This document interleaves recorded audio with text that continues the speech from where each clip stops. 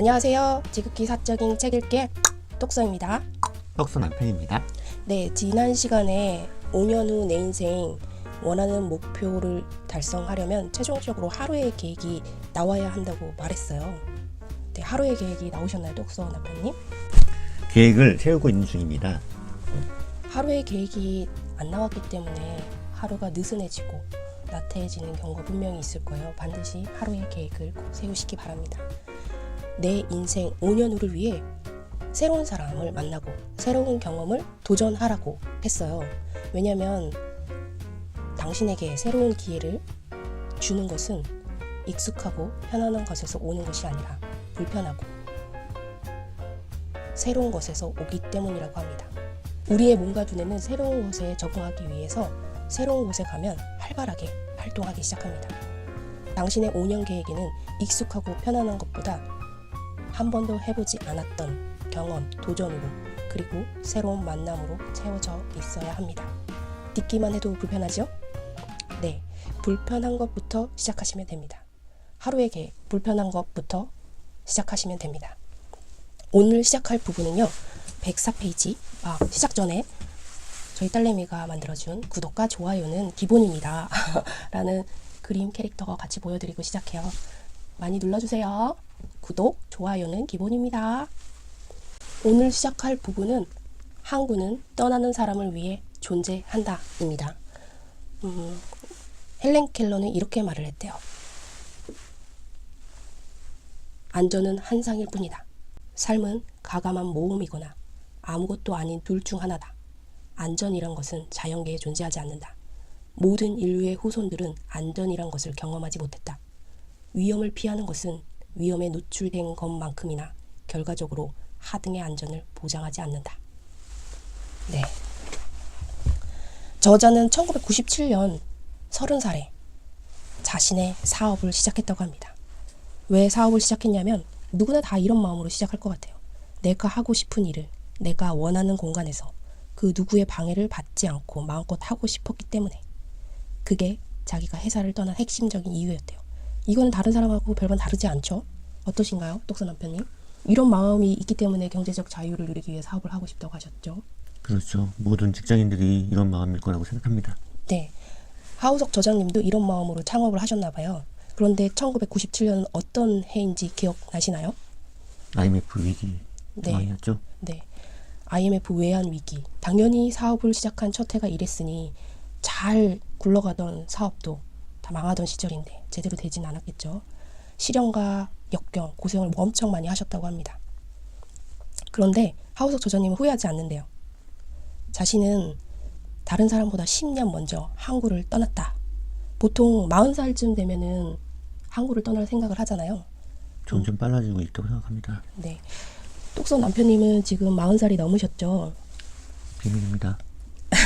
네. 항구를 떠날 생각을 언제부터 하셨나요? 요 근래 좀 많이 하는 것 같습니다. 네. 보통 중년의 남자 40살쯤에 항구를 떠날 생각을 많이 하죠. 요즘에 명퇴하는 시기가 거의 40살 아니면 50대 초반이니까 거의 막바지에 거의 다 와가지고 이제 앞으로 뭘 해야 되냐 이런 생각을 하면서 항구를 떠날 생각을 하는 것 같아요. 그런데 저자는 30살에 자기 사업을 시작했기 때문에 시련과 역경을 다른 사람보다 빨리 겪었다. 그래서 10년 빨리 더 늠름한 선원이 되올 수 있었다고 말을 해요. 그러면서 단단한 근육과 풍부한 경험을 갖춘 뱃사람이 되었다. 이렇게 말을 합니다. 저자는 이 세상을 바다에 비유하고 있어요. 그리고 그 배를 모는 선원으로 비유를 하고 있습니다. 우리 인간을요. 당신이 40살 동안 항구에 매여 있는 배라면 거친 바다에서 살아남을 수 있을까요? 그런데 이때 우리가 짚고 넘어가야 할 부분이 있어요. 오해가 분명히 있을 것 같아요. 그러면 항구는 직장을 말하는 거니까 직장을 그만둬야 되나? 이렇게 생각하시는 분들 있죠. 항구는 직장만 의미하진 않습니다. 눈에 보이는 직장, 학교, 도시, 나라 같은 것뿐만 아니라요. 눈에 보이지 않는 습관, 태도, 사고방식, 행동 양식도 포함합니다. 즉, 당신이 이 직장을 그만두어야 할 것 같은데 아닙니다. 그게 아니라 당신의 오래된 사고방식, 타성에 젖은 사고방식, 습관을 벗어나야 한다라는 뜻입니다. 그래서 이렇게 얘기를 합니다. 분명히 여기 써있죠. 이렇게 얘기하면 보통 사람들은 이렇게 생각을 한대요. 회사를 다닐 것인가, 회사를 때려치울 것인가. 이 같은 흑백 논리는 위험하다. 직장 생활을 지속하면서도 자기 인생에 가치 있는 일을 선택해 남다른 성취감과 희열, 자아 실현을 맛보는 사람들도 얼마든지 있다. 이렇게 쓰여 있습니다. 직장 생활을 하면서도 얼마든지 한국을 떠날 수가 있어요. 그런 게 뭐가 있을까요, 똑선 남편님? 우선 불편한 걸 자꾸 찾는 게 중요할 것 같습니다. 네. 그게 여기서 떠난다는 건 오래된 나를 떠난다는 의미 같고요. 네. 그래서 이 항구라는 게 안전함만 추구하고 편안함만 추구하는 그런 머무는 장소가 아니라는 그런 뜻 같아요. 예, 맞습니다. 저는 이 부분에서 많은 위로를 받았어요. 제가 한창 작가를 꿈꿨을 때요. 평생 글 쓰는 인생을 살고 싶다라는 열정으로 가득했을 때. 직장 생활을 하면서도 얼마든지 글을 쓸 수 있다는 관념을 새롭게 정립했고요. 주변을 돌아보니까 생계의 업을 갖고 있으면서도 개인적인 시간을 쪼개서 좋아하는 일을 하는 분들이 많이 있다는 것을 알게 되었습니다. 그럼 똑선 남편님은 직장 생활을 하면서 경제적 자유인을 이루기 위해 자기 사업을 하고 싶다고 하셨는데 그것을 위해 지금 어떤 일을 하고 계시나요? 계속적인 그런 불편함을 추구하고자 노력하고 있습니다. 그 구체적인 행동으로 나와야 되는데요. 생각만 가득하고 행동으로 옮기지 않으면 아무것도 이루어지지 않습니다. 부끄럽습니다. 네, 똑선 남편님은 지금 아무것도 하지 않고 있습니다. 아닙니다. 네, 아직 새해는 되지 않았습니다. 생각하시고 새해부터 행동으로 보여주시죠. 네. 다시 한번 강조해드리고 싶어요. 항구는 당신의 직장만을 의미하지 않습니다. 당신의 습관, 태도, 사고방식을 의미하기도 합니다. 보이지 않는 당신의 무의식을 말하는 것입니다. 그래서 여기서 강조해드리고 싶은 건 내가 하고 싶은 일이 있다고 해서 지금 생계가 되는 업을 그만두고 나와서는 안 될 것 같아요. 그만큼 준비 기간이 필요한 겁니다.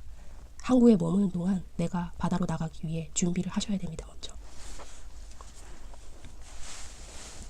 똑선 남편님은 지금 준비를 하고 계시나요?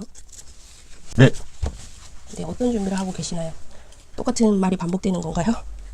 우선 자기가 떠나야 되겠다는 그런 마음이 있어야 될 것 같아요. 네.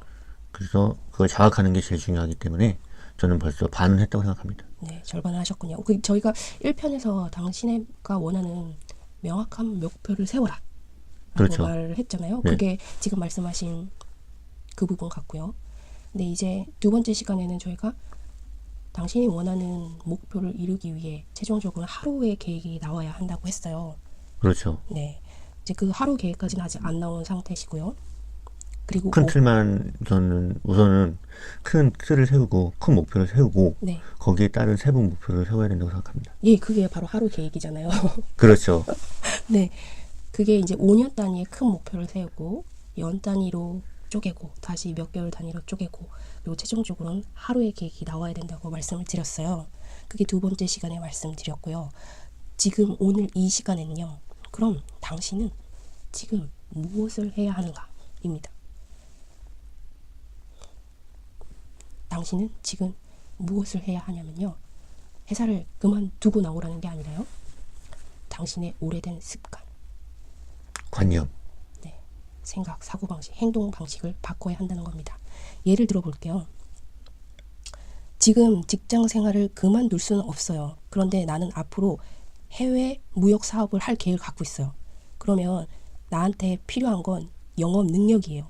그래서 지금 이 회사에 다니는 동안 영업 능력을 좀 키워야겠어 라고 생각을 하고 3년을 예정하고 영업 부서로 옮겨서 세일즈 능력을 배워보는 겁니다. 이게 바로 지금 당장 내가 해야 할 일입니다. 그럼 두 번째 한번 예를 들어볼게요. 이 사람은 매너리즘에 빠져 있어요. 항상 똑같은 생활이 반복되죠. 여기서 벗어나고 싶어요. 그냥 월급에 목매달고 사는 셀러리맨에서 탈출하고 싶어요. 그러면 지금 내가 하는 분야에서 전문가가 되고 싶은 거예요. 아, 그럼 내가 블로그를 오늘부터 써보자. 한 분야로. 그리고 매거진에 칼럼도 쓰고 나중엔 책도 쓰는 거야. 5년 후 나는 지금과 완전히 다른 인생을 살게 될 거야. 네, 지금 이 사람은 당장 블로그부터 만들고 그 블로그에 한 분야의 글만 계속 올리겠죠. 그러면 그 분야의 전문가다운 포스가 느껴질 겁니다. 이렇게 지금 이 순간 당신이 해야 할 것이 무엇인지 찾고 그것부터 시작하시면 됩니다. 지금 할 수 있는 일부터 시작하시면 됩니다. 똑서 남편님한테 제안을 드리고 싶어요. 일찍 일어나시나요? 제가 5시에 일어나는 목표를 세워서 한동안 잘 지켰습니다. 근데 야근이 있거나 혹은 피곤하다는 이유로 5시에 일어났지만 다시 또 누워서 결국에는 막 7시에 일어나는 경우가 요즘에 많았습니다. 네, 핑계입니다. 피곤하다. 야근 때문이다. 다 핑계입니다. 핑계 이제 그만하시고요. 나의 5년 후를 위해선 지금 당장 내가 무언가를 하는 것부터 시작해야 합니다. 내 인생 5년 후를 위한 준비는 나만 할 수 있습니다. 당신의 하루 계획이 1시간 먼저 일찍 일어나는 거라면 어떻게든 어떤 핑계라도 당신의 핑계가 되지 못합니다. 그 하루 일찍 일어나는 것부터 시작하시면 됩니다. 이런 작은 성공들이 쌓이면 나중에 뿌듯함이 올라오고 그 뿌듯함으로 다시 추진력이 발동해서 당신의 5년 계획을 쭉 밀고 나가게 될 겁니다. 네, 오늘은 여기까지 할까요? 네. 오늘 하신 부분이 어떠신지, 느낌이 어떠신지 한번 말씀을 해주세요. 오래된 나를 떠나야 되겠다는 생각이 들었습니다. 물론 그 목적지는 확실하게 갖고 떠나야 되겠죠. 네, 그리고 아까 말씀하신 대로 우리 2번째 시간에 하루 계획이 나오고 그 하루 계획을 오늘 당장 실시할 수 있을 정도의 구체적으로 나와야 되잖아요. 그렇죠. 그걸 다음 시간에 발표를 해주셨으면 좋겠어요. 심폐소생술에서 자세하게, 구체적으로, 치밀하게, 불편하게 준비하겠습니다. 네, 그리고 앞으로 이 방송은 5년 후까지 계속 진행할 예정인데요. 똑서 남편님이 어떻게 변화되는지 제가 옆에서 보고 잘 전달해 드리겠습니다. 감사합니다. 감사합니다. 안녕. 안녕.